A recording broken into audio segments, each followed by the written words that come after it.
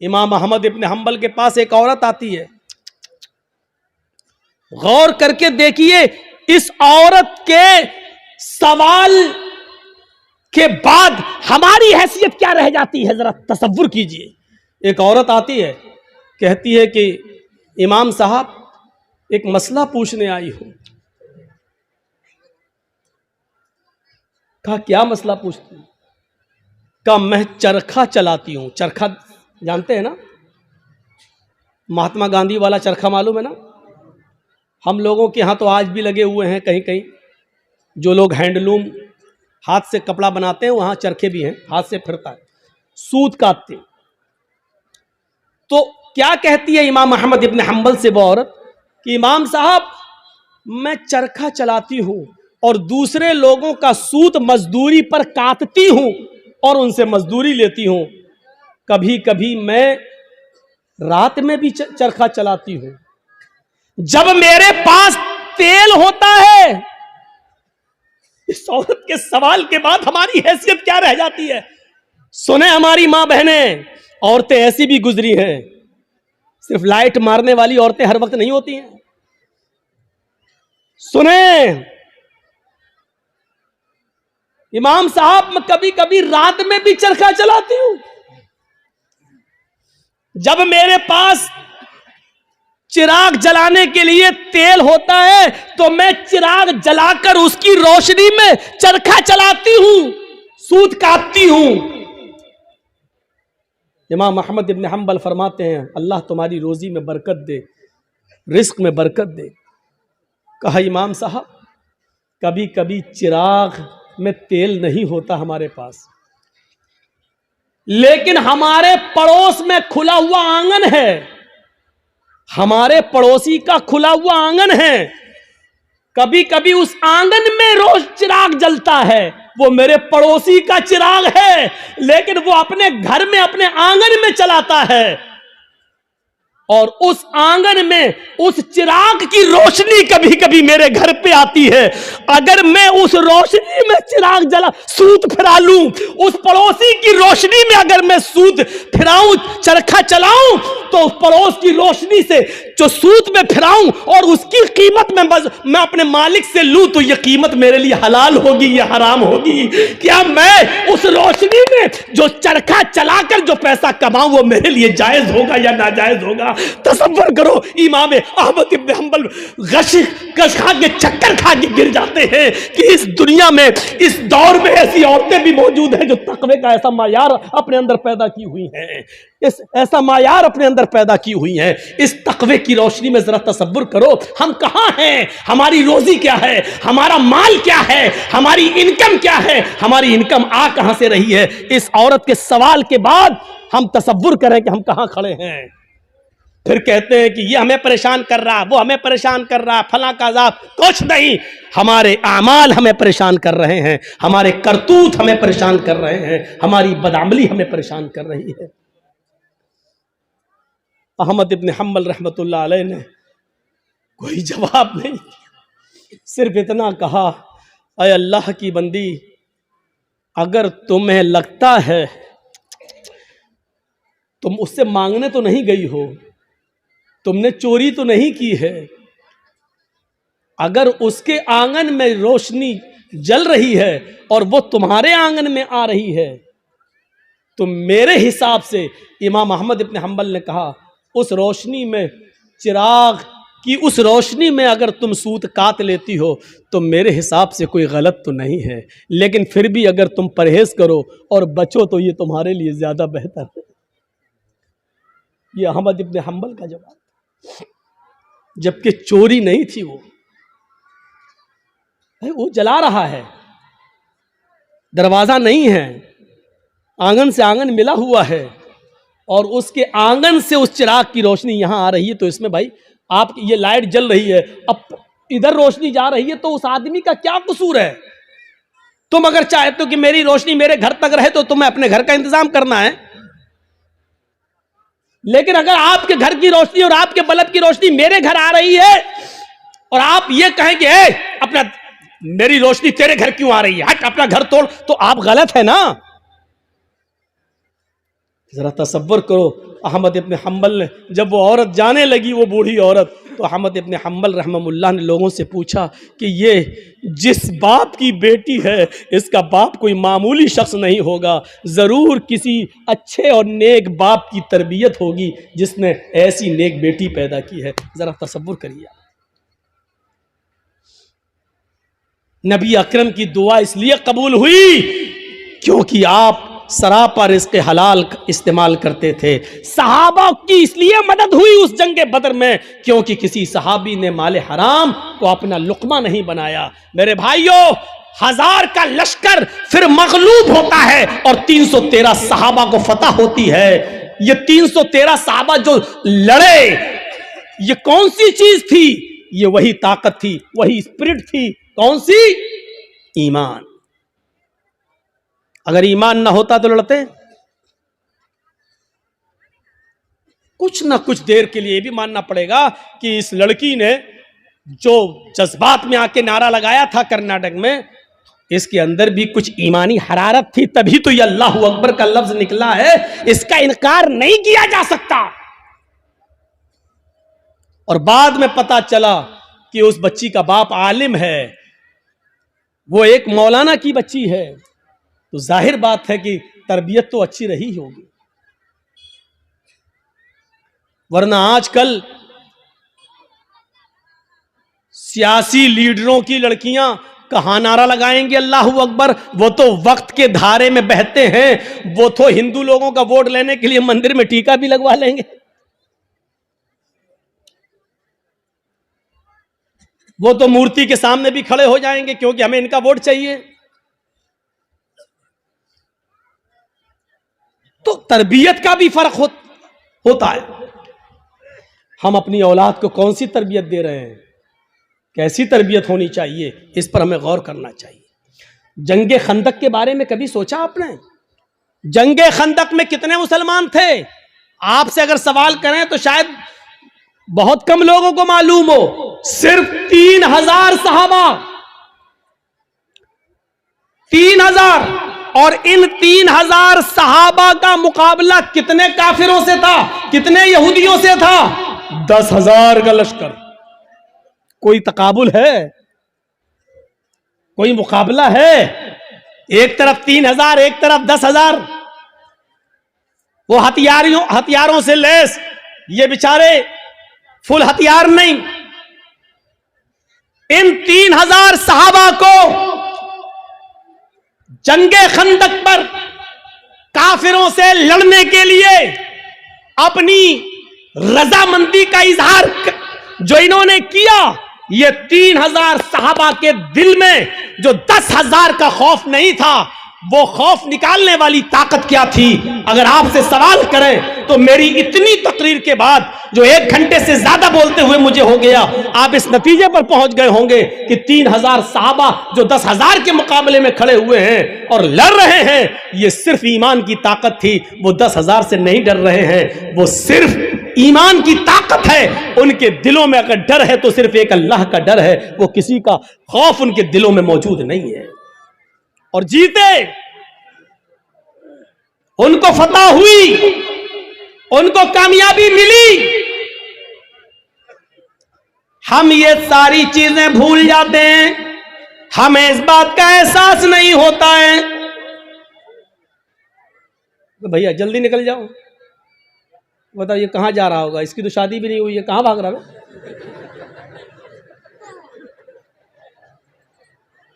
वो देखो, वो चाचा उठ के जा रहे हैं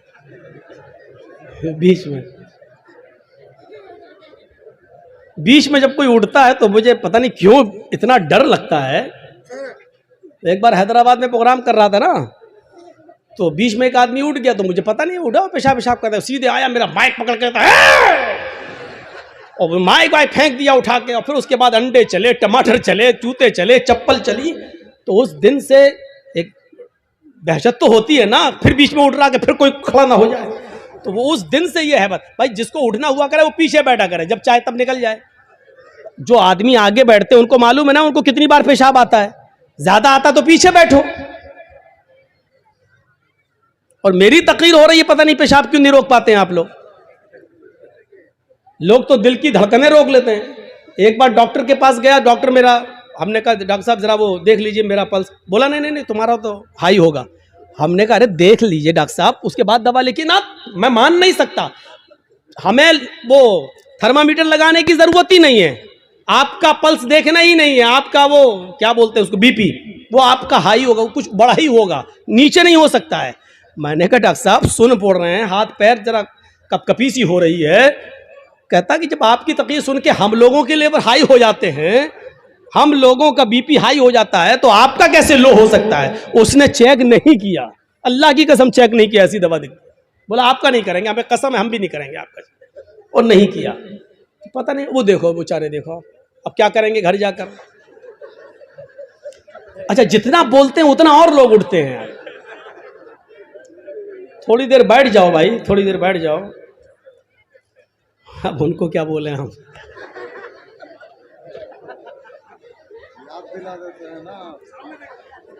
वो चचा जा रहे हैं बेचारे, अब तो चची के लायक भी नहीं, फिर भी जा रहे हैं। क्या करेंगे जाके। अच्छा चलिए, अब आप लोग जाग गए हैं, थोड़ी बहुत नींद आ रही होगी, उसका गलबा खत्म हो गया है। सुनिए, तो अब आप अंदाजा लगाइए, वो खंदक 10,000 का मुकाबला 3,000 और जीते। क्या चीज थी? वही अल्लाह का खौफ, वही अल्लाह का डर। जैसे एक पुलिस वाले में ये ताकत होती कि वो अकेला नहीं, सरकार की ताकत है उसके पास, ऐसी जो पक्का सच्चा मोमिन है वो डरता नहीं है। अल्लाह की ताकत है उसके पास, ईमान है उसके पास, ईमान की ताकत है उसके पास, उसको खौफ नहीं होता है, वो लड़ता है, आमादा हो जाता है। ये वाकया सुनाया है, लेकिन फिर भी आपको सुना देता हूं। सुमैया रजी अल्लाह ताला अन्हा का क्या मैटर था। अबू जहल के सामने खड़ी है, तबकात के अल्फाज है, इब्ने साद ने नकल किया है कि उसने सुमैया के कपड़े तक फाड़ दिए, फिर भी कहती है नहीं अल्लाह एक है। अबू जहल ने नेजा लिया, नेजा, तबकात के अल्फाज, वो नेजा उसकी शर्मगाह में दाखिल कर दिया। सुनना बहुत आसान है, लेकिन एक हल्की सी खरोंच हम बर्दाश्त नहीं कर सकते हैं, उसकी तो शर्मगाह में नेजा, इधर से डाला उस तरफ निकाल दिया, और हाथ पीछे से बंधे हो, वो नेजा पकड़ के निकाल भी नहीं सकती हो। और ऐसी कंडीशन में भी देखिए ईमान की ताकत क्या, वो ये नहीं कह रही अल्लाह मेरी हिफाजत फरमा, अल्लाह मुझे बचा ले इस दुश्मन से, ये नहीं कह रही है। उसकी जबान से जो जुमले निकलते हैं वो जुमले ये, या रब्बी सब्बित क़दमी अला दीनिक, ऐ अल्लाह इसकी दी हुई सजाओं पर मेरे कदमों को साबित रखना, मेरे ईमान पर, कहीं इसकी सजाएं मुझसे मेरा ईमान न छीन ले। जान जा रही जाए, रूह निकलती निकल जाए, लेकिन ईमान, मेरी आखिरी हालत में ईमान ना निकल जाए। कहीं ऐसा ना हो कि इसकी दी हुई तकलीफें मैं झुक जाऊं और इसकी बात मान लूं और ईमान से हाथ धो बैठूं, ऐसा ना हो कहीं। सब्बित क़दमी अला दीनिक, ऐ अल्लाह अपने दीन पर, अपने इस ईमान पर मेरे दिल को साबित कदम रखना, मेरे कदम को साबित रखना, मैं बहकने ना पाऊं, ईमान मुझसे न छीन लिया जाए। ये दुआ उसके मुंह से निकलती है। हम लोग तो जलसा खत्म होने के बाद कहते हैं अल्लाह जब तक जिंदा रखना ईमान पर, इस्लाम पे रखना, और जब खात्मा हो तो ईमान पर हमारा खात्मा फरमाना। हो गई तकरीर, खत्म, जाओ। अब 1 साल के बाद जब जर्जी साहब आएंगे तब तक आप इस्लाम पे अमल करेंगे। कोई मर गया तो वो ईमान पर उसका खात्मा हुआ है। हमने सब कुछ दुआओं को ही समझ लिया है। सहाबा किराम सब कुछ करने के बाद दुआ करते थे। अल्लाह के रसूल पहले अल्लाह पर भरोसा किए, 313 लोगों को निकाल के लाए। 313 सहाबा ने अपनी जिंदगी अपनी हथेली पर रख ली, सर पे कफन बांध लिया कि अब घर लौट के नहीं जाना है। 1000 का लश्कर सामने, अब अल्लाह के नबी दुआ कर रहे हैं कि अल्लाह अगर ये 313 मिट गए तो कभी जिंदगी में तेरा नाम लेने वाला कोई नहीं होगा। अब ये तू सोच ले, ऐ मेरे परवरदिगार, इनको जिंदा रखना है या नहीं। अगर तुझे अपनी इबादत बाकी रखना है तो हमारी हिफाजत फरमा, अगर अपनी इबादत बाकी नहीं रखना है तो हम मरते हैं मर जाएं, कोई परवाह नहीं। मेरे भाइयों, तसव्वुर करो हमने क्या किया अपने आप को। बस हराम खाते जा रहे हैं कि अल्लाह हमें हराम खाने से बचा ले। सारी बुराइयां, हम शराब पीते जा रहे हैं, फिर कह अल्लाह हमें शराब की लत लग गई, अल्लाह हमें शराब से बचा ले। अल्लाह के बंदे पहले सब कुछ छोड़ फिर दुआ कर। अल्लाह के बंदे पहले हराम छोड़ और हलाल खा और उसके बाद दुआ करके अल्लाह मुझे अब जो हलाल खाया है इसी पर कायम रखना। अल्लाह हराम का लुकमा मेरे हलक के नीचे ना उतरने पाए। अब दुआ करो, हराम खाते जाओ और दुआ करो अल्लाह हराम से बचा ले। शराब पीते रहो और दुआ करो अल्लाह शराब से बचा ले। बेपर्दगी के साथ हमारी माँ बहन बेटियां निकलती रहो और दुआ करे अल्लाह हमें पर्दा करने की तौफीक अता फरमा। जिंदगी में नहीं मिलेगी ऐसी तौफीक। इन्नल्लाह ला युगय्यिरु मा बिकौमिन हत्ता युगय्यिरु मा बिअनफुसिहिम। अल्लाह किसी कौम की हालत उस वक्त तक नहीं बदलता जब तक कि कोई कौम अपनी हालत को खुद बदलने की फिक्र नहीं करती है। पहले हमें चेंज होना पड़ेगा, पहले हमें बदलना पड़ेगा। पहले जमाने की औरतें अगर अपने बच्चों को बद्दुआ भी देती थी तो उसमें भी दुआ निकलती थी। बच्चा शरारत कर रहा है, कभी ये कभी वो उठाया फेंक दिया, कभी मां परेशान, हाय हाय हाय मां परेशान, और मां ने गुस्से में अपने अंदाज में बद्दुआ दी। लेकिन आप इसको बद्दुआ नहीं कह सकते हो। जब देखा कि बच्चा बहुत शरारत कर रहा है तो बद्दुआ देते हुए कहा अल्लाह तुझे काबे का इमाम बना दे। गुस्से में बद्दुआ भी दी तो उसमें भी दुआ छलक रही थी। यानी उस जमाने की औरतों को गुस्से में भी ऐसी बद्दुआएं नहीं मालूम थी कि जो बच्चों की जिंदगी तबाह कर दे। हमारी माओ की जबान से क्या निकलता, कुत्ते मर जाओ, परेशान करके रख दिया। अब कुत्ता कहती जा रही है, अब ये नहीं सोच रही कि कुत्ते की अम्मा कौन हुई, लेकिन कह रही कुत्ते मर जाओ, और पता नहीं क्या क्या वो कह देती है। एक बच्चा शरारत कर रहा है और जब तंग आ गई मां तो गुस्से में रोते हुए कहती चल अल्लाह करे तुझे काबे का इमाम बना दे। और पता नहीं कौन सी घड़ी में ये दुआ निकली और अर्श वाले ने इसको कबूल फरमाई और वो बच्चा फिर काबे का इमाम बनकर निकला। और ऐसा इमाम बना कि आज जिसको आज सुदैस के नाम से याद किया जाता है, कारी सुदैस, ये काबे के जो इमाम आज भी मौजूद हैं, ये उसी माँ की दुआ का नतीजा है जो उसने गुस्से में दी थी और अल्लाह ने उस बच्चे को काबे का इमाम बनाया जो आज भी काबे का इमाम है। जरूर उस मां ने अपनी हलक के नीचे कभी हराम लुकमा नहीं उतारा होगा। अगर हराम लुकमा खाया होता तो ये दुआ कबूल ना होती। जरूर उस मां की रगों में हलाल खून दौड़ रहा था और हलाल खून दौड़ने की दुआ का नतीजा था कि वो बच्चा काबे का इमाम बना। अगर आप चाहती हो कि हमारे बच्चे इब्न तैमिया बने, हमारे बच्चे सनाउल्लाह हमरसरी बने, हमारे बच्चे इब्न कय्यम बने, इब्नुल जौजी बने, हमारे बच्चे अहमद इब्न हंबल बने, हमारे बच्चे इमाम मालिक की तरह बने, तो आए मेरी मां बहनों, तुम्हें अपनी रगों में हलाल खून दौड़ाना पड़ेगा, हलाल रोजी खाना पड़ेगी, रिस्क हलाल का एहतिमाम करना होगा। आधी रोटी सही लेकिन हलाल, भूखा सो जाना गवारा है लेकिन हराम लुकमा खाना गवारा ना हो, तब तुम्हारे कोख से पैदा होने वाले बच्चे अपने तैमिया बनेंगे, इब्न कय्यम बनेंगे, सनाउल्लाह बनेंगे, इमाम मालिक बनेंगे, अहमद इब्न हंबल बनेंगे, तब बनेंगे। सब कुछ खाती रहो और कहो कि अल्लाह हमारे बच्चे को काबे का इमाम बना दे, नहीं हो सकता है। ये तल्ख जुमले तुम्हें सुनना पड़ेंगे।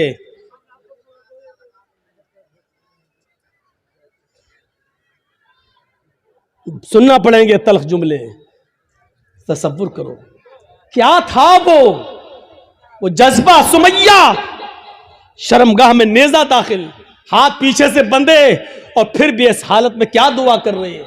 आप ये नहीं कहोगे आपका बेटा हॉस्पिटल में भर्ती है, वेंटिलेटर पर रखा हुआ है, या कोई बाप वेंटिलेटर पर रखा है, आप हमारे पास आएंगे, जर्जी साहब महलदार पाड़ा में आए, जुमे का खुतबा देना है, आप पर्ची लेके आएंगे, मौलाना साहब जुमे के खुतबे में के बाद हमारे अब्बू के लिए दुआ कर दीजिए, अल्लाह उनको शिफाए कामिला अता फरमाए। ऐसे मौके पर भी आपको इस दुआ की फिक्र होगी कि हमारे अब्बू के लिए दुआ कर दो कि अल्लाह उनको शिफा दे, लेकिन इस मौके पर दुआ ये नहीं होगी कि अल्लाह रब्बुल आलमीन से ये दुआ कीजिए कि मेरे बाप का खातिमा ईमान पर हो, वो इस दुनिया से जाए तो गुनाहों से पाको साफ जाए, अल्लाह मेरे बाप को गुनाहों से तौबा करने की तौफीक अता फरमा। ये दुआ आप नहीं करवाएंगे मस्जिद के इमाम से और जर्जीस साहब से, आप दुआ ये करवाएंगे कि कहो अल्लाह ताला उनको शिफाए कामिला और आजिला अता फरमाए। मैं ये नहीं कह रहा हूं कि ये दुआ करना गलत है, जायज है, लेकिन सुनो हजरत सुमैया ने उस मौके पर ये नहीं कहा अल्लाह मेरी हिफाजत फरमा, अल्लाह इसने नेजा मारा है तू मुझे शिफा दे, अल्लाह मेरी शर्मगाह में जो जख्म हो गया है उसको ठीक कर दे। उसने ये दुआ नहीं की, उसने दुआ ये की या रब्बी सब्बित कदमैया अला दीनिक, अल्लाह अपने दीन पर, अल्लाह ईमान पर मेरे कदम को साबित रख दे, अल्लाह ऐसा ना हो कि इसकी तकलीफें मुझसे मेरा ईमान छीन ले। ये क्या चीज थी? ये ईमान था, ये ईमान था। ये कौन सा जज्बा था? आइए जरा मुझे इस जज्बे की तरफ लेकर चलिए और बताइए ये कौन सा जज्बा था कि हजरत इब्राहीम अलैहिस्सलातु वस्सलाम को हुक्म होता है कि अपनी बीवी हाजरा को और छोटे बच्चे इस्माइल को बियाबान जंगल में छोड़कर चले आओ। इब्राहीम अलैहिस्सलाम अपनी बीवी हाजरा को और उस बच्चे को लेकर जा रहे हैं। उस वक्त तक बीवी को पता नहीं कि ये मुझे लेके कहां जा रहे हैं। मेरा शौहर है, जहां जा रहा है मैं भी जाऊंगी, मेरा शौहर है, मुझे उनके साथ चलना है, मेरे पति है, मुझे उनके साथ जाना है। चंद दिनों के सफर के बाद एक बियाबान जंगल आ जाता है। उस बियाबान जंगल के अंदर अपनी बीवी को छोड़ देते हैं, अपने बच्चे को छोड़ देते हैं। हाजरा को उसी जंगल में छोड़ दिया। इस्माइल जो अभी अपनी मां का दूध पीते हैं उसी जंगल के अंदर छोड़ दिया। थोड़ी देर बैठते हैं, सस्ताते हैं और फिर वहां से जाने लगते हैं। इस मंजर पर जरा गौर कीजिए मेरे साथियों, ये मंजर हमें कुछ और बताता है। उस बियाबान जंगल में छोड़ दिया। आज जिस जंगल को हम मीना के नाम से जानते हैं, मीना की वादी के नाम से जानते हैं, उस जंगल में छोड़ दिया है।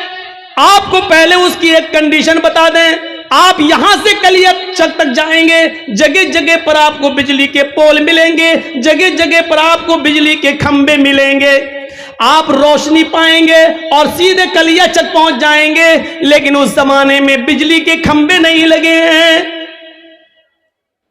दिन में भी साए साए बीत रही है। इब्राहीम अलैहिस्सलाम ने, हाजरा ने उस जंगल में दाएं बाएं देखा, बड़े बड़े दरख्त तो लगे हैं लेकिन दरख्तों पर एक चिड़िया भी नजर नहीं आ रही है। चिड़िया कैसे नजर आएगी? क्योंकि दूर दूर तक पानी का पता नहीं है, पानी का नामो निशान नहीं है। चिड़िया भी ऐसे दरख्तों पर अपने नेस्ट, अपने घोंसले बनाती हैं जहां आसपास पानी हो, वो पानी पी सके और अपने बच्चों के लिए अपनी चोंच में पानी खींच कर लाकर अपने बच्चों को पिला सके। जब जंगल में दूर दूर तक पानी नहीं तो जंगल में एक भी चिड़िया, एक भी परिंदा भी नहीं दिखाई दे रहा है। सोचो, ऐसे बियाबान जंगल में हुक्म होता है कि यहीं अपनी बीवी को छोड़ दो। हजरत इब्राहिम थोड़ी देर बैठते हैं, फिर वहां से चलने लगते हैं। हाजरा ने देखा कि इब्राहिम जा रहे हैं, यहां तो कोई दुकान भी नहीं कि कोई सौदा लेने जा रहे हो, यहां तो दूर तक कोई सब्जी फरोश भी नहीं दिख रहा है कि जिससे सब्जी खरीदने जा रहे हो। जब उनको जाते हुए देखती हैं, अपने बच्चे को जमीन पर लिटाती है, जमीन पर, और पीछे पीछे चल के कहती हैं कहां जा रहे हो। इब्राहिम अलैहिस्सलाम ने इस जुमले का जवाब नहीं दिया। कहां जा रहे हो कुछ नहीं बोला, सीधे और आगे बढ़ते हैं। बीवी ने कहा रे मैं पूछ रही हूं कहां जा रहे हो। इब्राहिम अलैहिस्सलाम ने अभी भी जवाब नहीं दिया। इब्राहिम अलैहिस्सलाम सीधे चले चले जा रहे हैं, पीछे मुड़कर देखने का नाम नहीं लेते, न बीवी को देख रहे हैं न बच्चे को देख रहे हैं, चले चले जा रहे हैं। हाजरा ने अब पीछे से उनका दामन थामा, पीछे से उनका कुर्ता पकड़ा, पीछे से उनका दामन पकड़कर खींचा और खींच कर कहा, मैं कुछ पूछ रही हूं कि कहां जा रहे हो। हजरत इब्राहिम अलैहिस्सलाम ने ऐसे अपनी बीवी का हाथ पकड़ा और उसको यूं पकड़ के झटक दिया और आगे बढ़ने लगे। तब बीवी चीख कर कहती है, आए इब्राहिम कुछ तो बोलो, क्या मैंने आपकी बीवी होकर आपकी कोई नाफरमानी की है? हक के रिफाकत को अदा करने में मुझसे कोई गुस्ताखी हुई है? मियां बीवी के जो हुकूक होते हैं उसमें कोई हमसे कमी हुई है? खिदमत में कोई कमी हुई है? आपकी सेवा में कुछ कमी हुई है? मुझसे कोई लग़्ज़िश हुई है जो इस बियाबान जंगल में मुझे और इस बच्चे को अकेले छोड़ के जा रहे हो? इब्राहिम अलैहिस्सलाम की आंखों में आंसू आ गए, लेकिन आंसुओं को जमीन पर नहीं गिरने दिया। आंखें चढ़ा ली, नजरें आसमान पे डाली और आंखों से गिरने वाले आंसुओं को आंखों ही में पी गए, उसका एक कतरा भी जमीन पर नहीं गिरने दिया। फिर इसका भी जवाब नहीं दिया, आगे बढ़ते गए। जब इसका भी जवाब नहीं मिला तो हाजरा एक जुमला कहती है, अरे इब्राहिम जा रहे हो तो जाओ, लेकिन ये बताओ कि कब आओगे? इब्राहिम अलैहिस्सलाम के पास इस बात का भी जवाब नहीं, कुछ नहीं बोल रहे हैं। आगे बढ़ते चले जा रहे हैं, खुशी खुशी लाए, अच्छी बातें करते हुए लाए, बीवी से प्यार भरी बातें करते हुए लाए, लेकिन जब जंगल में छोड़ा तो ऐसे पीठ फेर ली जैसे ये मेरी बीवी ही ना हो। जो पूछ रही है उसका भी जवाब नहीं, बीवी के सवाल भी गलत नहीं है, सही कह रही है कि मुझे अकेले इस बच्चे को अकेले छोड़ के जा रहे हो, और वो भी इस बियाबान जंगल में, लेकिन जवाब नहीं है। आगे और बढ़ते हैं तो लास्ट में बीवी कहती है, हाजरा हाय इब्राहिम जब तुम जवाब ही नहीं दे रहे हो, ये भी नहीं मालूम कि कब आओगे, शाम तक आओगे, कल आओगे, 2 दिन बाद आओगे, 1 हफ्ते के बाद आओगे, 1 महीने के बाद आओगे, 1 साल के बाद आओगे, या आओगे ही नहीं। किसी भी सवाल का जवाब जब तुम्हारे पास नहीं है तो मैं इसको क्या समझूं? इसका भी जवाब नहीं। कहती हैं, आ इब्राहिम मैं आपकी बीवी हूं, मैं आपकी अमानत हूं, पता नहीं आप कब आए, अपनी इस अमानत को किसके हवाले करके जा रहे हैं, ये तो बता दो। आप 10 साल के बाद आए, 20 साल के बाद आए, 1 साल के बाद आए, 2 साल के बाद आए, और अगर मैं जिंदा रहूं और मेरी इज्जत व आबरू न बच सके, जैसे एक बादशाह ने मेरी इज्जत व आबरू से खिलवाड़ करना चाहा लेकिन अल्लाह की मदद की वजह से वो नहीं कर सका, आए वो अगरचे सारा थी, दूसरी बीवी थी, और उसके बदले में फिर उसने हमें भी दे दिया एक लौंडी की शक्ल में, जिसको आपने अपनी बीवी बना लिया। आए इब्राहिम मुझे ये बताओ कि अपनी अमानत को किसके सुपुर्द करके जा रहे हो? अगर मेरी इज्जत व आबरू महफूज न रही, मुझे किसके सुपुर्द करके जा रहे हो? बीवी जवाब कहती है, इला मन ततरुकुना, आ इब्राहिम आपने मुझे किसके हवाले किया है, हमें किसके जिम्मे सौंप के जा रहे हो? इस अमानत का जिम्मेदार कौन है? जब हाजरा ने यह कहा, कुरान के अल्फाज, इला मन ततरुकुना, आपने मुझे किसके सुपुर्द किया है, आपने मुझे किसके हवाले किया है? तब इब्राहिम अलैहिस्सलाम अब इसका जवाब देते हैं, लेकिन हाजरा की तरफ देखकर नहीं, बच्चे की तरफ देखकर नहीं। अगर पीछे घूमूंगा, बीवी की शक्ल दिखेगी, मासूम बच्चे को देख लूंगा, तो कहीं बीवी की और बच्चे की मोहब्बत मेरे दिल में ना आ जाए, और फिर मैं जिस काम के लिए अल्लाह के हुक्म से जा रहा हूं उस काम से कहीं मैं रुक ना जाऊं। ईमानी ताकत देखिए, ईमानी इस ताकत की वजह से वो बीवी को नहीं देख रहे हैं, बच्चे को नहीं देख रहे हैं। बीवी की मोहब्बत है, बच्चे की मोहब्बत है, लेकिन ईमान की ताकत देखिए। क्या कहते हैं, ना बीवी को देखना गवारा, ना बच्चे को देखना गवारा, और बीवी कह रही है कि मुझे किसके सुपुर्द करके जा रहे हो? इस जंगल में तो चिड़िया भी नहीं है, हमें इस जंगल में रात होगी, खतरनाक जानवर भी तो आ सकते हैं, मेरा क्या होगा? मुझे बताओ, मुझे किसके सुपुर्द करके जा रहे हो? इब्राहिम अलैहिस्सलाम ने कदम आगे बढ़ाते बढ़ाते, चलते चलते जवाब दिया, इल्लल्लाह, आए मेरी बीवी, मैंने तुझे और तेरे इस बच्चे को, मैंने तुझे और अपने इस बच्चे को अल्लाह के सुपुर्द कर दिया, अल्लाह के हवाले कर दिया है। यानी अल्लाह ने मुझे छोड़ने का हुक्म दिया, मैंने अल्लाह के हुक्म से तुझे छोड़ा, इस बच्चे को छोड़ा। मैं कहां जा रहा हूं मुझे पता नहीं, अल्लाह जहां ले जाएगा मैं जाऊंगा, जो हुक्म देगा मैं करूंगा, कब आऊंगा इसका भी कोई पता नहीं, जब तक उसकी इजाजत हुक्म ना होगा मैं नहीं आऊंगा। आए मेरी बीवी, मैंने तुझे और इस बच्चे को अल्लाह के सुपुर्द कर दिया है, अल्लाह के हवाले कर दिया है।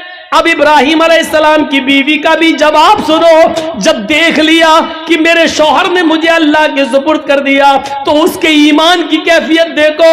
अब हाजरा के अंदर भी अल्लाह का नाम सुनकर जो ईमान पैदा हुआ, जो ईमानी ताकत आई, अब वो उस जंगल के खतरों से नहीं डर रही है, उस बियाबान जंगल से नहीं डर रही है, उस जंगल के अंदर रात में कितने खतरनाक जानवर आएंगे उनसे नहीं डर रही है। इब्राहिम से कहती है, जब आपने मुझे अल्लाह के सुपुर्द कर दिया, अल्लाह के हवाले कर दिया, जाइए, अब आपको रुकने की जरूरत नहीं है। इज़ल्ला युज़िउदल्लाहु अबदा, आए इब्राहिम, मेरी तरफ से और बच्चे की तरफ से बेफिक्र हो जाइए, चिंता मत करिए, घबराइए नहीं, अल्लाह हमको जाये नहीं करेगा, अल्लाह हमको बर्बाद नहीं करेगा, अल्लाह हमारा नुकसान नहीं करेगा, क्योंकि आपने मुझे अल्लाह के हवाले कर दिया है, अल्लाह के सुपुर्द कर दिया है। ये होती है ईमान की ताकत, जो आज हमारे अंदर नहीं है। ये ईमान जब हमारे अंदर नहीं है तो जिल्लत तो आएगी, रुसवाई तो आएगी। अल्लाह ने इसी ईमान के बारे में कहा था, वला तहनु वला तहजनु व अंतुमुल अलौना इन कुंतुम मोमिनीन। हम इज्जत देंगे, बुलंदी देंगे, लेकिन ईमान पहले पैदा करो अपने अंदर, मोमिन बनकर दिखाओ। हाजरा ने मोमिना बनकर दिखाया, इब्राहिम ने मोमिन बनकर दिखाया, तो अल्लाह की मदद भी आई और बुलंदी भी मिली। अब देखो अल्लाह की मदद कैसे आती है, जब ईमान इनके अंदर पैदा हो गया। इब्राहिम ने अपने ईमान का हक अदा किया, हाजरा ने भी ईमान का हक अदा किया। अभी तक पीछे पीछे दौड़ रही थी कि बताओ मेरा क्या होगा। लास्ट में कहती है कि मुझे किसके सुपुर्द करके जा रहे हो? जवाब मिला अल्लाह के। फिर हट जाती है और कहती अब जाओ, हमारे और बच्चे की तरफ से बेफिक्र हो जाना, अल्लाह ने जो हुक्म दिया उसको करिए, अल्लाह हमें जाये नहीं करेगा, अल्लाह हमें बर्बाद नहीं करेगा।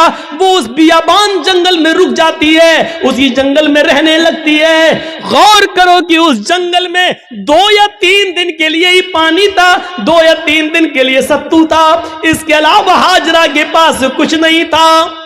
सत्तू खत्म हो जाते हैं, पानी खत्म हो जाता है, कोई काफिला भी वहां से गुजरता नहीं है। क्यों कोई काफिला गुजरेगा? कोई बस्ती भी आबाद नहीं है, दूर दूर तक पानी का पता नहीं है। मैं मां हूं, 2-4 दिन भूखी प्यासी रह सकती हूं, लेकिन ये मासूम बच्चा है जो मेरा दूध पीता है, जब मुझे कुछ मिलेगा नहीं तो दूध बनेगा कैसे? मैं खाऊंगी तो दूध बनेगा, जब दूध बनेगा तो बच्चा पिएगा। मैं प्यासी हूं, 2-4 दिन रह सकती हूं, लेकिन बच्चे को प्यासा कैसे रखा जा सके? गौर करो, तमाम शक्को शुबहात उस औरत के दिल में है, लेकिन अल्लाह पर भरोसा है, ईमान है अल्लाह की जात पर। अपने बच्चे को लिटाती है, कहती है चलो कोशिश करके देखती हूं पानी मिल जाए। दाएं देखा, बाएं देखा, उसको कुछ नजर नहीं आ रहा था। सामने एक पहाड़ी नजर आई, उस पहाड़ी के ऊपर चढ़ जाती है, अपने बच्चे को जमीन पर छोड़ती है, उस पहाड़ी के करीब जाती है। उस पहाड़ी का नाम है सफा। उस पहाड़ी पे चढ़कर, ऊंचाई पे चढ़कर नीचे की तरफ देखती है। हम तो मस्जिद की छतों पे चढ़ के चांद को ऊपर की तरफ देखते हैं, ईद का बकरीद का चांद। वो ऊंचाई पर चढ़कर नीचे की तरफ देखती है, शायद इस पहाड़ी के नीचे कोई बस्ती रहती हो, कोई गांव हो, कोई अल्लाह के बंदे रहते हो, और मैं उनसे थोड़ा सा पानी मांग लूं बच्चे को पिलाने के लिए। वो जिस उम्मीद के साथ गई, उसकी उम्मीद पूरी नहीं हुई। पहाड़ी पे चढ़ के नीचे देखती है, लेकिन वहां कोई बस्ती नहीं है, कोई आबादी नहीं है, कोई गांव नहीं है।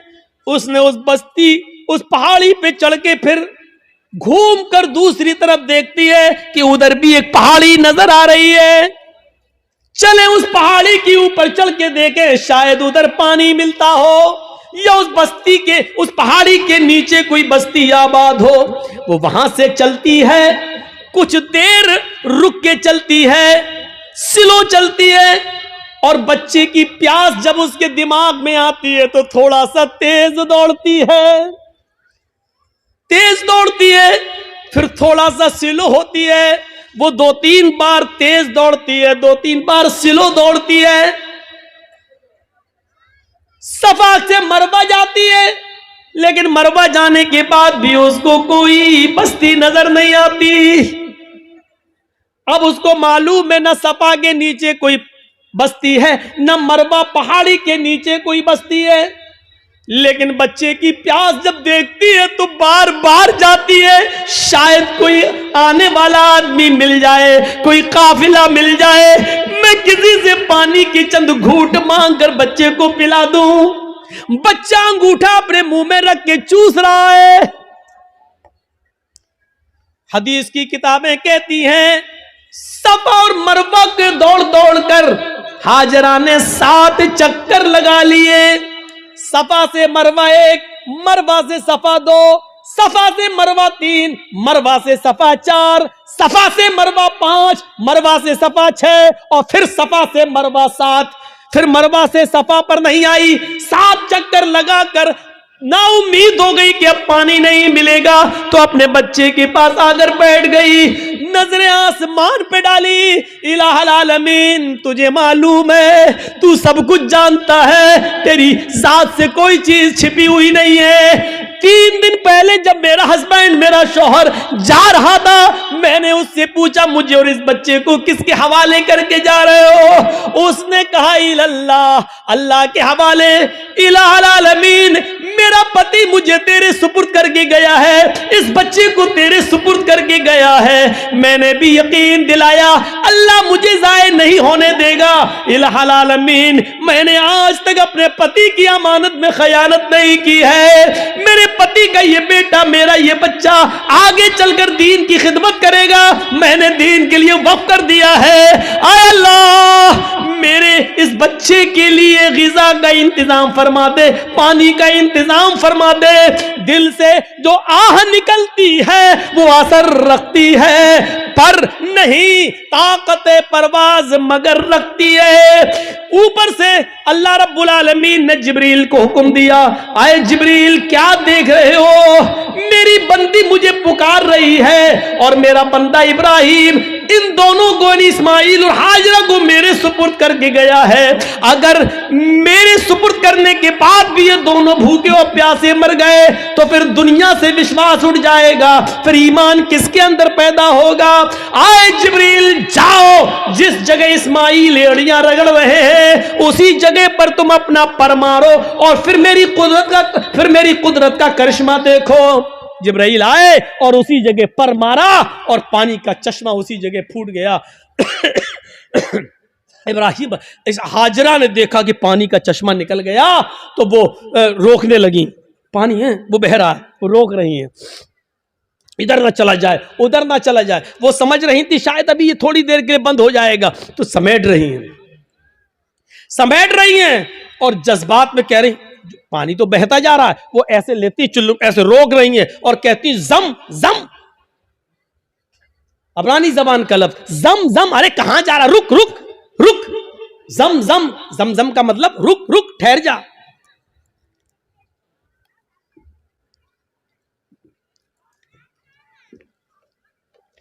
ठहर जा, रुक जा, कहां जा रहा, रुक। ये जमजम का लफ्ज भी अल्लाह के रसूल को इतना पसंद आया कि आपने जमजम के लफ्ज को जमजम ही रहने दिया, इसके लिए कोई अरबी का लफ्ज इस्तेमाल नहीं किया। रुक रुक, पानी नहीं रुकता तो उन्होंने मुडेर बांध दी, वही मिट्टी से इकट्ठा करके ऐसे बनाती चली गई, मुडेर बांध दी। अल्लाह के नबी ने एक बार खुतबा दिया था और कहा था अल्लाह हाजरा पर रहम फरमाए, अगर हाजरा ने मुंडेर न बांधी होती तो अल्लाह उस पानी को पूरी दुनिया में फैला देता। और जो चीज़ पूरी आम हो जाए तो उसकी कदर कम हो जाती है। आज देख रहे हो ना, हमारे मुल्क में भी बहुत से लोग एक पानी की पूजा करते हैं, गंगा जल, लेकिन चूंकि वो इतनी ज़्यादा तादाद में है कि अब उसकी कोई कदर नहीं रह गई है। बाकायदा गवर्नमेंट को गंगा की सफाई के लिए पैसा देना पड़ता है और गंगा की सफाई की वजह से सरकारें बदल भी जाती हैं, इसने गंगा का ख्याल नहीं रखा है। और कभी कभी गंगा का नाम लेकर लोग बोर्ड भी मांगते हैं, न मुझे आपने बुलाया है न मैं आया हूं, मुझे माँ गंगा ने बुलाया है। इस तरीके से लोगों को भावुक करके माँ गंगा को माँ कहकर इस तरीके से लोग उसको नीलाम भी करते हैं। एक तरीके से देखा जाए तो इस तरीके से आज उस पानी की क्या कदर है, लोग उसमें पेशाब भी कर रहे हैं, पायखाना भी कर रहे हैं, लैट्रीन भी कर रहे हैं, सब कुछ हो रहा है उसके अंदर है? इसीलिए उसकी सफाई के लिए पैसा मांगा जा रहा है, ये किया जा रहा है, वो किया जा रहा है। लेकिन जमजम को देख लो आज कितनी कदर की नजरों से देखा जाता है। आज भी सऊदिया में होने के बावजूद भी आप देख लीजिए उस पानी की कैसी कदर है, उस पानी की इज्जत कैसी है। और उस पानी की खुसूसियत यह है कि जो लोग 5 साल पहले हज करके आए हैं और जमजम लेके आए होंगे, आज भी उनके घर में जमजम अगर 5 साल पुराना भी रखा होगा तो उसमें न तो कीड़े पड़े होंगे न जरासीम पड़े होंगे। ये एक कैफियत, ये एक कशिश रखी है अल्लाह रब्बुल आलमीन ने उस पानी के अंदर। ये जीता जागता मौजज़ा, चश्मा जारी हो गया। ईमान था तो अल्लाह ने इज्जत भी दी, ईमान था तो अल्लाह ने बुलंदी भी दी। ईमान की ताकत होनी चाहिए। और इतना ही नहीं, अब आप कहोगे कि हाजरा को इज्जत क्या मिली? इज्जत नहीं मिली। वो हाजरा जो ईमान की ताकत की वजह से इब्राहिम को छोड़ देती है और अपने बच्चे के लिए पानी की तलाश में सफा से मरवा के चक्कर लगाती है। 7 चक्कर लगाए, मैंने कहा था शुरू में, कभी स्लो दौड़ती है, कभी तेज दौड़ती है। अल्लाह के रसूल सल्लल्लाहु अलैहि वसल्लम ने हज का रुकन बना दिया है, सफा और मरवा के चक्कर लगाओ। जब तक तुम सफा और मरवा के चक्कर नहीं लगाओगे न तुम्हारा हज माना जाएगा न तुम्हारा उम्रा माना जाएगा। और औरतों के लिए तो खास कर दिया कि तुम तो सीना तान कर अकड़ कर तेज न दौड़ो क्योंकि तुम्हारी बेपर्दगी होगी। लेकिन हाजरा जहां जहां तेज दौड़ी थी और थोड़ा सा अकड़ के ऐसे दौड़ी थी, अल्लाह के नबी सल्लल्लाहु अलैहि वसल्लम ने मर्दों को हुक्म दे दिया कि जब भी वो सफा से मरवा, मरवा से सफा के चक्कर लगाएं तो जहां हाजरा तेज दौड़ी थी वहां उनको भी तेज दौड़ना है, जहां हाजरा स्लो हुई थी वहां तुम्हें भी स्लो होना है। और हाजरा ने जहां सीना निकाल कर दौड़ लगाई वहां तुम्हें भी थोड़ा सा सीना निकालना। अब इतना भी नहीं कि गामा पहलवान लगो है, तो जहां थोड़ा सा हल्का था सीना निकाल के चली थी तुम्हें भी उतना निकाल के चलना है। ये इज्जत दी अल्लाह ताला ने, ये ईमान की ताकत है। ईमान होगा, मोमिन होगे तो हम तुम्हें बुलंदी देंगे। इससे बड़ी एक औरत की इज्जत क्या होगी? किसी भी मजहब के अंदर औरत को यह इज्जत नहीं मिली। हाजरा ने जहां अपना कदम रखा, हर हाजी वहां अपना कदम रखता है। जहां हाजरा दौड़ी थी, हर हाजी को वहां दौड़ना पड़ता है। हाजरा ने जितने चक्कर लगाए, हर हाजी को उतने चक्कर लगाना पड़ते हैं। और हाजरा के नक्शे कदम को अल्लाह ने अपनी इबादत का एक हिस्सा बना लिया। एक औरत के पैरों के निशान, एक औरत के पैरों की टापें, एक औरत की पैरों की पैरों की धड़कनें, पैरों की खटखटाहट को अपनी इबादत का हिस्सा जोड़ दिया है कि जब तक तुम हाजरा की इस अदा को जिंदा नहीं करोगे, हमारी इबादत का हक अदा नहीं होगा, तुम हमारी इबादत नहीं कर सकते हो। हाजरा के नक्शे कदम को अपनी इबादत से जोड़ दिया हो, इससे बड़ा मकाम क्या होगा, इससे बड़ा दर्जा क्या होगा? जरा अंदाजा लगाओ। दुनिया की सारी कौमें चीखती और चिल्लाती रहे कि औरतों को इस्लाम ने चार दीवारी में बंद कर दिया, बुर्के में रखकर उनकी तरक्की की राह में रुकावट बन गए। चीखते रहो, चिल्लाते रहो। हकीकत यह है कि औरत को इस्लाम ने जो इज्जत दी है, वो दुनिया का कोई मजहब वो इज्जत नहीं दे सकता है। आप बाप हैं, कितना भी जहेज दे दो अपनी बेटी को, लेकिन आपके मरने के बाद आपकी वरासत में उसको हिस्सा मिलेगा, वो महरूम नहीं हो सकती है। ये याद रखो, बाप की वरासत में से भी हिस्सा मिलेगा। शादी के बाद अगर उसका शौहर मर गया तो शौहर की वरासत में से भी उसको हिस्सा मिलेगा। भाई मर गया तो भाई की वरासत जो छोड़ के गया उसमें बहन को हिस्सा मिलेगा।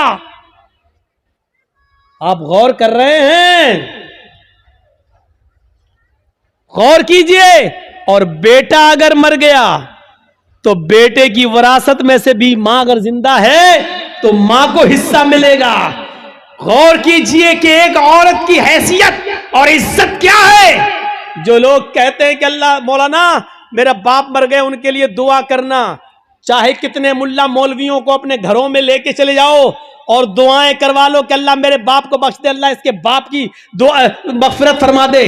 अगर आपके बाप के मरने के बाद अगर बाप की विरासत में से बाप की बेटी यानी आपने अपनी बहन को हिस्सा नहीं दिया, बाप की मगफिरत नहीं होगी। याद रखिए, मुल्ला मौलवी दुआ कर करके मर क्यों ना जाए, बाप की मगफिरत नहीं होगी, चाहे कितनी दुआ करा लो। बाप की विरासत में से बेटी को हक मिलना है, बाप की विरासत में से मिलना है। और चाहे कितना कोई दुआ करे, लेकिन भाई के मरने के बाद बहन दुआ करे कि अल्लाह मेरे भाई को बख्श दे, जब तक भाई के मरने के बाद भाई की विरासत में से बहन को हिस्सा नहीं मिलेगा, दुआ कबूल नहीं होगी और भाई की मगफिरत नहीं होगी। पढ़े बहुत आसान समझ लिया ना, जन्नत जब चाहे अल्लाह जन्नत दे, अल्लाह जन्नत तो मिल नहीं सकती, जन्नतुल फिरदौस दे। मांगते कितनी बड़ी जन्नत है, सबसे आला जन्नत। अभी तो यही पता नहीं कि हमें कोई छोटी से हल्का जमीन का जन्नत का एक मामूली सा टुकड़ा भी मिल जाए, हमारे लिए वही काफी है। वो तो छोड़, जन्नतुल फिरदौस। और हालात ये हैं कि बेटियों का हक मारे हुए हैं, बहनों का हक मारे हुए हैं, बहनों का हक मारे हुए हैं। हालत ये है हमारी। जहेज देकर आप जिम्मेदारी से सबको दोष नहीं हो जाएंगे, जिम्मेदारी से बच नहीं पाएंगे। आपको हिस्सा देना पड़ेगा, आपको हक देना पड़ेगा। ये ईमान की स्पिरिट थी, ईमान की ताकत थी। आइए एक और जबरदस्त एक नक्शा खींचकर आपको बताता हूं। देखिए ईमान क्या है। एक बार ये तय हो गया मूसा अलैहिस्सलाम में और फिरौन में, ये रोज रोज के झगड़े ठीक नहीं है, आओ एक मैदान में जमा हो जाते हैं, तुम अपना मामला दिखाओ, हम अपना मामला दिखाते हैं, या तो तुम झुक जाओ या हम झुक जाएं, आओ। एक मैदान तय हो गया। ए भैया बैठ जाओ, इनसे कहो कि पेशाब लग रहा तो यहीं कर लो। तो ऐसा लग रहा है जैसे किसी की चप्पल चुरा के भाग रहे हो।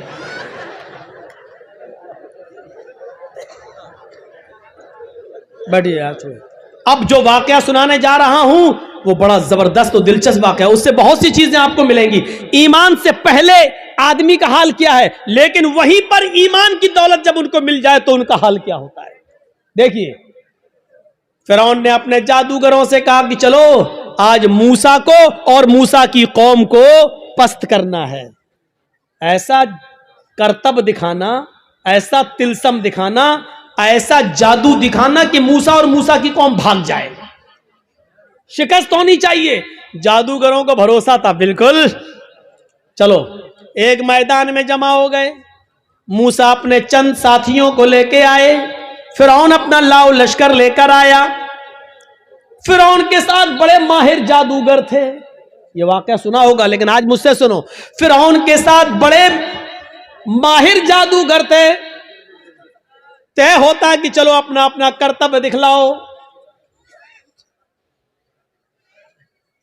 फिरौन ने कहा जादूगरों, अपने जादूगरों से चलो दिखाओ।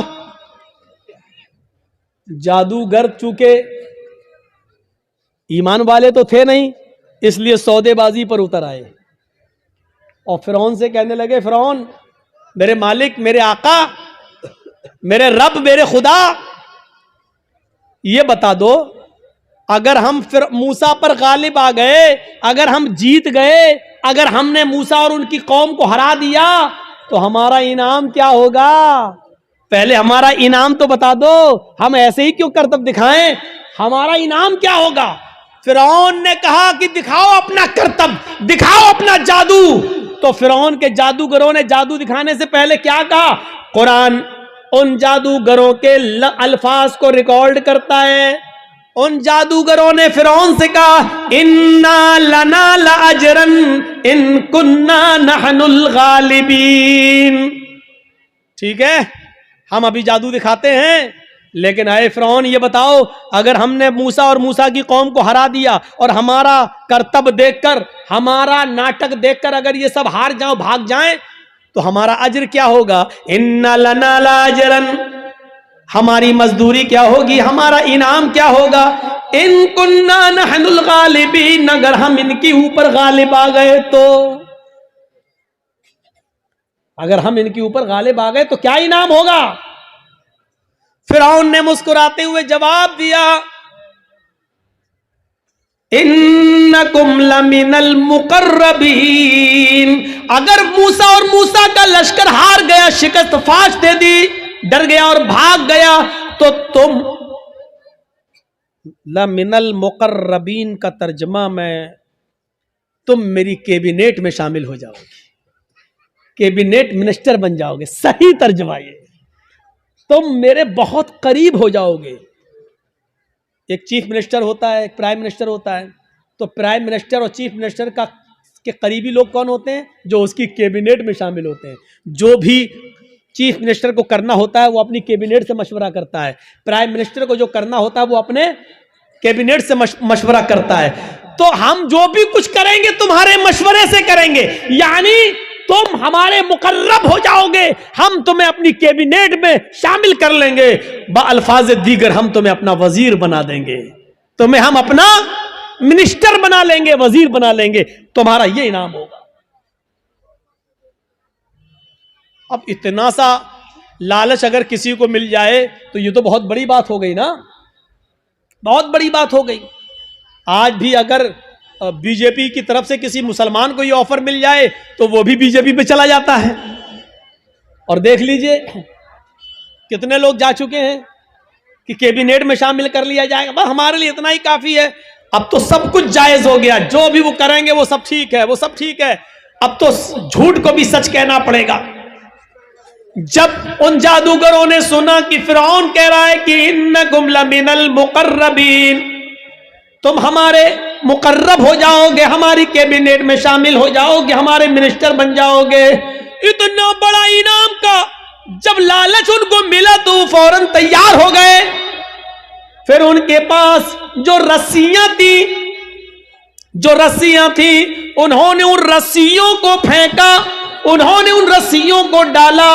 उन्होंने जब उन रस्सियों को मूसा के सामने और मूसा की कौम के सामने फेंका तो वो रेंगते हुए सांप बन गए। रेंगते हुए सांप बन गए, सांप बनकर रेंगने लगे। हालांकि वो सांप नहीं थे, वो नजर बंदी थी, हमें दिखाई दे रहे हैं सांप की तरह रेंग रहे, लेकिन वो सांप नहीं थे। जैसे जादूगर हमारे मोहल्ले में आता है, मिट्टी उठाएगा, रखेगा, मुट्ठी बंद करेगा, छू मंतर जादू वो करके ऐसे घुमा के खोलेगा, रुपया बन जाएगा। हालांकि वो रुपया नहीं है, वो मिट्टी है, लेकिन हमें रुपया दिख रहा है। अगर जादूगर मिट्टी को रुपया बनाना जानता होता तो अपना जादू खत्म करने के बाद फिर कटोरा लेकर 1-1, 2-2 रुपए की भीख हमसे क्यों मांगता? वो कहता है कि ये कला है, ये मिट्टी को मैंने रुपया बनाया, ये सिर्फ हमारी हाथ की सफाई है। ये तुम्हें रुपया दिख रहा है, लेकिन हकीकत में रुपया नहीं है। अगर रुपया होता तो फिर तो हम घर बैठ के ये तमाशा क्यों दिखाते तुम्हें? हम तो घर बैठ के मिट्टी का रुपया बनाते रहते। मूसा और मूसा की कौम को वो रेंगते हुए सांप दिखने लगे तो मूसा अलैहिस्सलाम डरने भी लगे, ऐसे हटने भी लगे।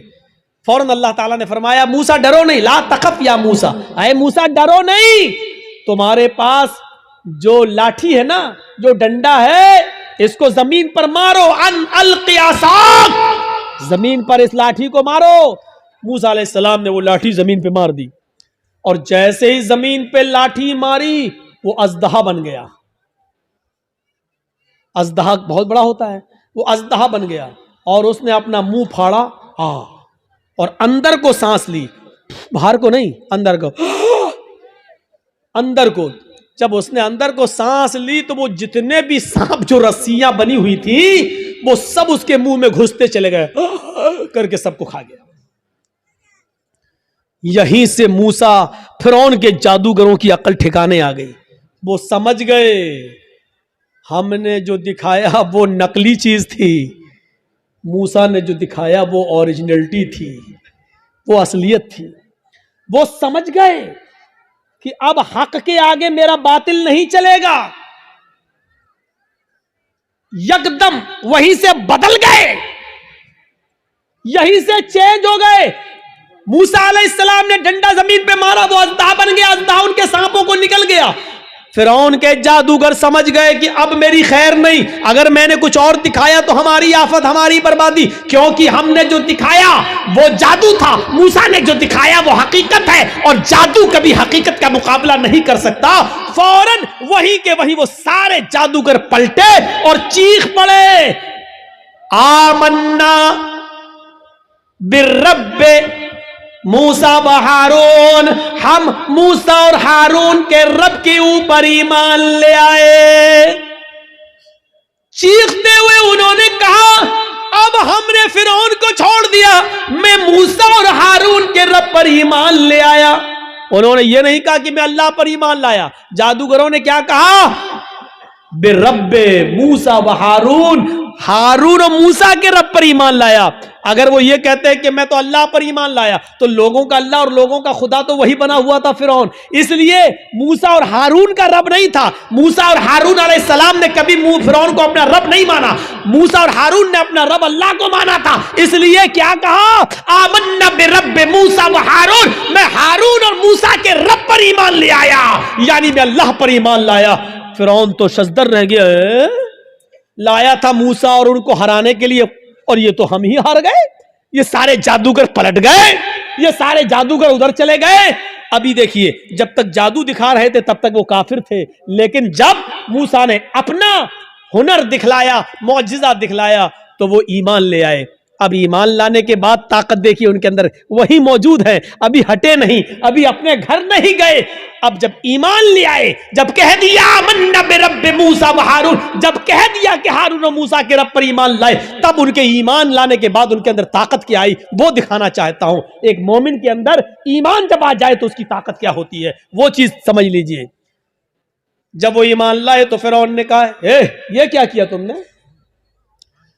तो उन्होंने जवाब दिया कि अल्लाह की तरफ से हक आ जाने के बाद और अपनी आंखों से हक देखने के बाद भी मैं तुम्हारी गुलामी करूं और तुमको अपना रब मानूं, तो हमसे बड़ा बदनसीब कोई नहीं होगा, हमसे बड़ा फिर पागल कोई नहीं होगा। हमने आज अपनी आंखों से हक देख लिया और सच्चाई देख ली और मूसा की का मौजिज़ा देख लिया है।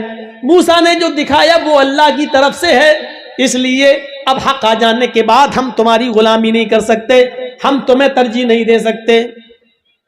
फिरौन ने कहा अब जानते हो तुम्हारा अंजाम क्या होगा, जानते हो तुम्हारा अंजाम क्या होगा। उन्होंने कहा ए फिरौन, फिर हमारे अंजाम को भी बता दो कि क्या अंजाम होगा हमारा। फिरौन ने कहा ला उक़त्तिअन्ना अयदियकुम व अर्जुलकुम मिन खिलाफ थुम्मा ला उसल्लिबन्नकुम अजमईन। कुरान कह रहा है आए मेरे जादूगरों, अगर तुमने मूसा और हारून के रब को छोड़कर मुझे रब न माना और तुम न पलटे तो हम तुम्हें क्या अजाब देंगे, क्या सजा देंगे तुम जानते हो। लउक़त्तिअन्ना अयदियकुम व अर्जुलकुम मिन खिलाफ, हम तुम्हारे हाथ कटवा देंगे, हम तुम्हारे पैर कटवा देंगे मुखालिफ सिमतों से, यानी दाहिना हाथ काटेंगे तो बायां पैर और बायां हाथ काटेंगे तो दायां पैर। अगर हमने दायां हाथ काटा तो बायां पैर कटवाएंगे और किसी का अगर हमने बायां हाथ काटा तो उसका दायां पैर कटवा देंगे। लउक़त्तिअन्ना अयदियकुम व अर्जुलकुम, अरबी से वाकिफ होंगे तो आप समझ जाएंगे, लेकिन अरबी से वाकिफ नहीं है। अल्फाज की ज़्यादती माना की ज़्यादती पर दलालत करती है। अरबी जबान में कता यक्ताओं के माना होते हैं काटना, ये इसको कहा जाएगा कता, काटना। लेकिन इधर से काटा, इधर से काटा, इधर से काटा, ये काटा, ये काटा, इसको कहा जाता है कत्ता युक़त्तिउ तक़ती, टुकड़े टुकड़े करना। फिरौन ने ये नहीं कहा था कि हम तुम्हारे हाथ और पैर काट देंगे। फिरौन ने कहा लउक़त्तिअन्ना अयदियकुम व अर्जुलकुम, हम तुम्हारे हाथ के टुकड़े टुकड़े करवा देंगे, हम तुम्हारे पैर के टुकड़े टुकड़े करवा देंगे। हमारी जबान में कीमा कीमा कर देंगे, बोटी बोटी कर देंगे मुखालिफ सिमतों से, यानी पहले अंगूठा काटेंगे, फिर पंजा काटेंगे, फिर पिंडली काटेंगे, टखना काटेंगे, पिंडली काटेंगे, घुटना काटेंगे, रान काटेंगे, कमर काटेंगे। अगर मैंने तुम्हारा दाहिना पैर काटा तो ऐसे ही बायां हाथ काटेंगे, पहले उंगली काटेंगे, पोर काटेंगे, कलाई काटेंगे, गट्टा काटेंगे, हाथ की ये कलाई, फिर ये कोहनियों, फिर कंधा, यानी हम टुकड़े टुकड़े कर देंगे। कितनी दर्दनाक सजा, जिंदा आदमी को एक एक हिस्सा काटा जाए। लउक़त्तिअन्ना अयदियकुम व अर्जुलकुम मिन खिलाफ, हम पहले ऐसा करेंगे और ऐसा करने के बाद भी अगर तुम न माने तुम लउसल्लिबन्नकुम अजमईन, तो फांसी का फंदा लगा के फिर हम तुम्हें सूली पे चढ़ा देंगे। अब दो चीजें समझ लो, इतनी बड़ी सजा सुनने के बाद इनका जवाब क्या था।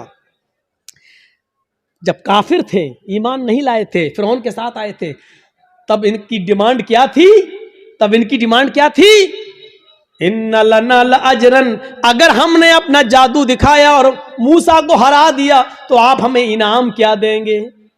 अभी इनाम मांग रहे थे, सोना चांदी दौलत मांग रहे थे, लेकिन ईमान लाने के बाद जब इतनी बड़ी सजा सुनी तो उसके बाद उनका जवाब क्या था? यह है ईमान की ताकत। उनका जवाब यह था फ़क़ज़ी मा अंत क़ाज़िन, फ़क़ज़ी मा अंत क़ाज़िन इन्नमा तक़ज़ी हाज़िहिल हयात दुनिया। आए फिरौन, तुझे जो करना हो कर। फ़क़ज़ी मा अंत क़ाज़िन, आए फिरौन तुझे जो करना हो कर, मेरे साथ, मेरी बॉडी के साथ, मेरे जिस्म के साथ, मेरे पैरों के साथ, मेरे हाथ के साथ, मेरे जिस्म के साथ जो कुछ भी तू कर सकता है कर ले। इन्नमा तक़ज़ी हाज़िल हयात दुनिया, तू सिर्फ मुझे दुनिया में सजा दे सकता है, सिर्फ दुनिया में मुझे परेशान कर सकता है, सिर्फ दुनिया में तू मेरे ऊपर हुकूमत चला सकता है, सिर्फ दुनिया में तू मुझे सजा दे सकता है। आखिरत में तू हमें सजा नहीं दे सकता है, आखिरत का तू हमारे मालिक नहीं है। जो अभी इनाम मांग रहे थे, ईमान लाने के बाद वो कह रहे हैं जो करना हो कर ले, लेकिन अब हम मूसा और हारून के रब को छोड़ने वाले नहीं हैं। ये है ईमान, ये है ईमान। यहां तो हमारा ईमान का बड़ा हाल है, अगर दो चार आदमी हमें पकड़ के बांध दो जय श्री राम, तो हम कह भी देंगे अपनी जान बचाने के लिए जय श्री राम। वो एक अलग मसला है कि ऐसे मौके पर नारा लगाना चाहिए या कोई मजबूर करे तो जय श्री राम कह सकते हैं कि नहीं कह सकते, वो एक अलग मसला है। उस मसले में जाएंगे तो रात बीतेगी, क्योंकि फिर दलीलें देना पड़ेंगी और सबूत देना पड़ेंगे। उस तरफ अभी हम नहीं जाना चाहते हैं मेरे भाइयों, ये एक अलग मसला है। लेकिन जरा सोचो कि आज हमारा ईमान क्या है और उनका ईमान क्या था। जो अभी इनाम मांग रहे थे वो अब कह रहे हैं कि सजा भी दे दो, लेकिन हम अब ईमान से फिरने वाले नहीं है। ये होता है ईमान।